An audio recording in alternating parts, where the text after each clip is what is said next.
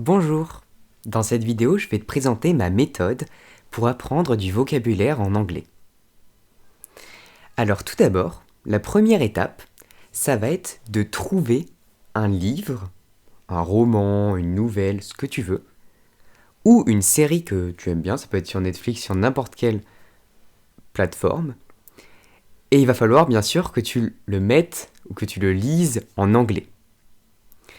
Pour ma part, j'ai choisi le livre Percy Jackson de Rick Riordan, et c'est un très très bon livre qui est un peu dans le fantastique, je te le conseille. Je te ferai peut-être une vidéo pour te le présenter un jour.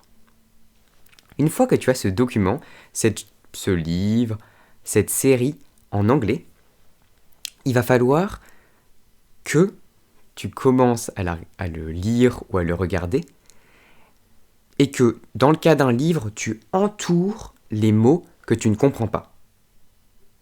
Dans le cas d'une série, je te conseille de mettre les sous-titres en anglais et que tu notes dans un petit cahier que tu auras à côté de toi tous les mots que tu ne connais pas, que tu n'es pas sûr de comprendre ou que tu as une petite idée mais tu préfères quand même être sûr et vérifier.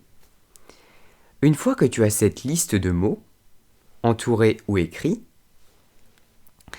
la bonne technique, c'est de ne pas tout de suite regarder leur traduction. Je sais, ça va être un peu embêtant, tu vas dire mais pourquoi je le fais pas tout de suite? Mais attends la suite de cette vidéo et tu vas voir que c'est mieux de ne pas tout de suite le faire.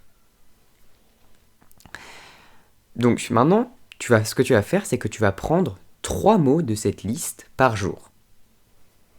Ces 3 mots, tu vas les traduire en utilisant un des deux outils que je vais te conseiller ou un autre outil. Donc moi, les deux outils que je te conseille, c'est le Cambridge Dictionary, qui est le dictionnaire de Cambridge, où là, tu vas mettre des mots en anglais que tu ne connais pas, et il va te donner une nouvelle tournure pour les voir en anglais, une signification totalement en anglais, qui va te permettre de mieux les comprendre, de totalement les comprendre même. Mais là, pour le Cambridge Dictionary, il faut déjà avoir des bonnes bases, parce que en fait, si on peut dire traduction, ce que tu vas recevoir, ça va être une phrase en anglais. Donc il faut déjà avoir des bonnes bases et comprendre les mots que tu vas recevoir. Si tu es un peu plus fragile en anglais, on va dire, tu peux utiliser DeepL ou n'importe quel autre traducteur. Et du coup, là, tu fais d'anglais à français ou à ta langue d'origine et tu vas voir directement la traduction. Le petit désavantage des traducteurs comme ça, c'est que DeepL, par exemple, c'est le meilleur traducteur qui existe, il est très bien, mais des fois, tu peux avoir des traductions qui ne sont pas exactement la signification dans la langue anglaise. Et donc, Cambridge Dictionary, c'est vraiment pour moi la perfection au niveau du sens que tu vas avoir à la fin. Et c'est vraiment très détaillé pour bien comprendre. Une fois que tu as utilisé l'un de ces deux outils ou un outil que tu préfères, ce que je te conseille, c'est que le mot que tu viens de traduire ou dont tu viens de voir la signification, il faut que tu le mettes dans un exemple.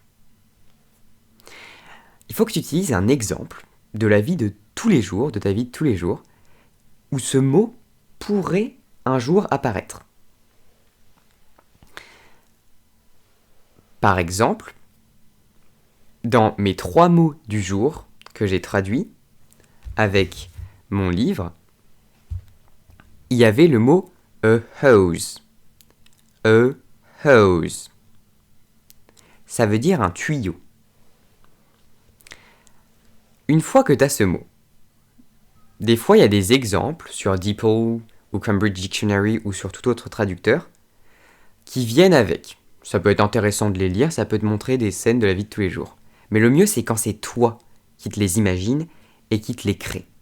Par exemple, avec mon exemple a hose, j'ai pensé à la phrase I used a garden hose to water my flowers.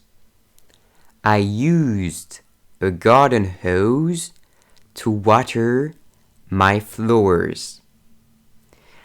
Le but de cette phrase, c'est que le jour où tu vas avoir besoin d'utiliser un tuyau d'arrosage pour arroser tes fleurs, comme je viens de le dire en anglais, tu repenses directement à cette phrase et que du coup le mot te revienne dans la tête.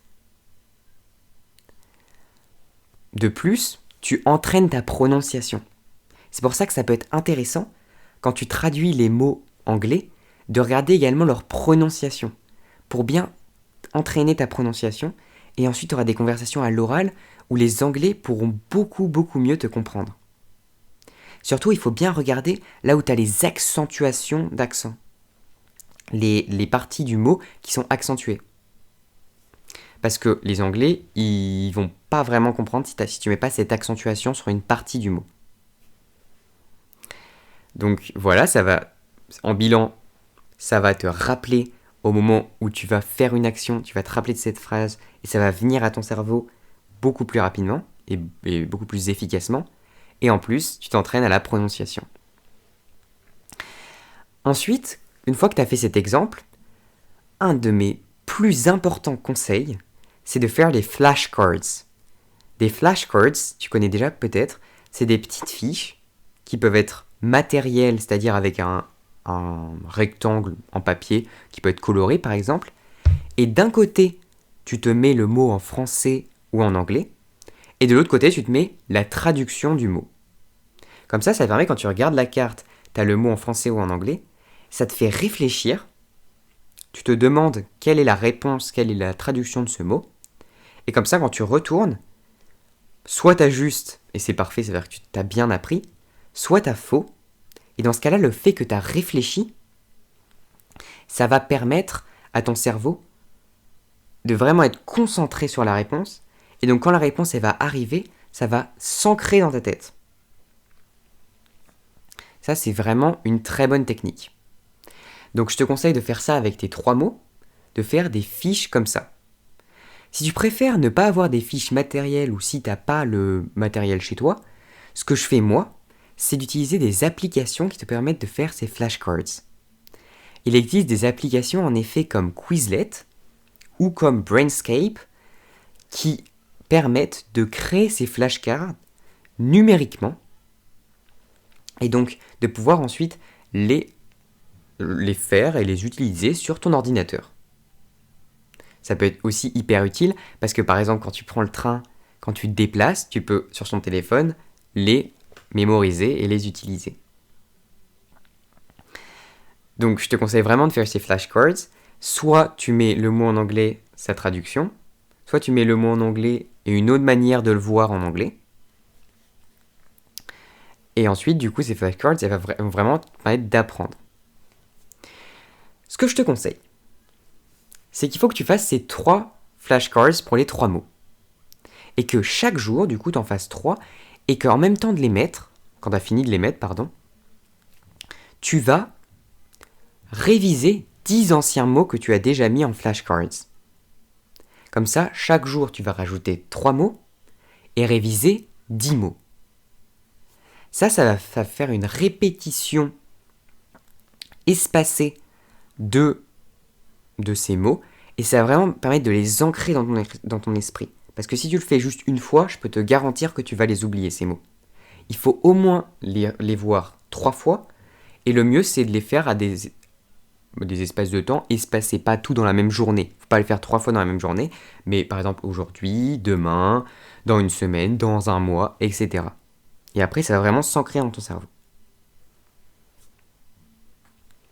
Ce qui peut être pas mal, c'est que quand tu mets ces mots en flashcards, tu te fasses des rubriques. Par exemple, tu fais la rubrique du mois de février, la rubrique du mois de mars, etc. Comme ça permet vraiment que tu aies des rubriques, des groupes. Et une fois, par exemple, pour les grandes vacances, ou une fois que tu as déjà fait pas mal de rubriques et de mots, tu peux même, des fois, toutes ces rubriques ensemble et réviser toutes tes flashcards en même temps. Le fait de faire ces rubriques, ça va aussi te permettre de te concentrer sur les mots du dernier mois et pas revoir tous les mots que tu as fait depuis le début à chaque fois. Cette méthode, j'ai calculé, je l'ai fait plusieurs fois, et moi, elle me prend à peu près 10-15 minutes par jour. En fait, tu peux à peu près lui mettre le temps que tu veux, ça dépend de ta motivation. Mais ce qui est raisonnable, ce serait plus 10-15 minutes par jour. Donc c'est pas un gros investissement.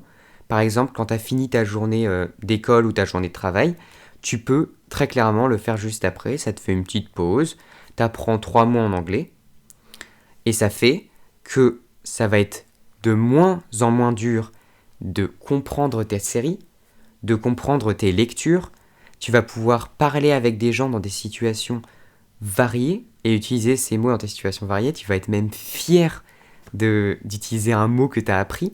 Tu vas te dire ah mais c'est super, je l'ai juste appris par exemple il y a une semaine, je l'ai appris il y a un mois et là je l'utilise déjà, c'est super.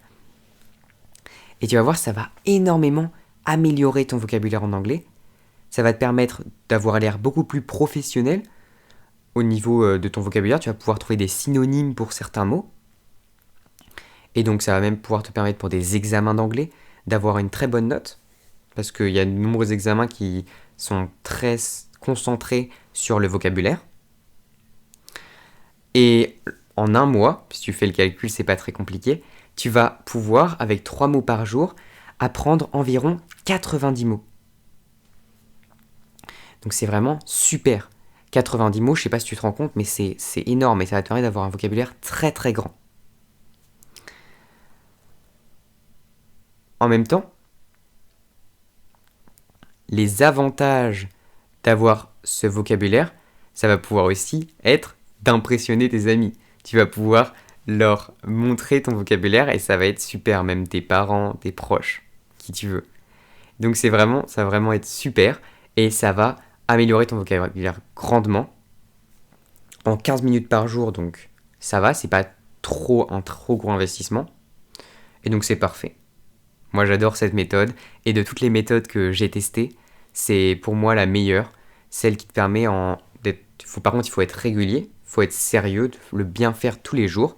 Mais après, si tu respectes cette régularité, tu vas pouvoir apprendre tellement de mots et tellement t'amuser, parce que du coup ça te permet pendant que tu lis tes livres ou tu regardes tes séries de pas t'arrêter toutes les 2 secondes pour traduire des mots. Tu vas juste te faire une petite liste et les reprendre plus tard. Et du coup, je trouve cette méthode très très bien. Si toi aussi t'as aimé cette méthode et tu l'as testée et tu la trouves aussi extraordinaire que moi, bah, je t'invite à mettre un pouce bleu et à t'abonner. Si tu trouves cette méthode un peu moins bien pour toi et qu'elle ne te convient pas, il y a d'autres méthodes qui existent. Donc surtout, n'aie pas peur, cherche d'autres méthodes, il y en a plein.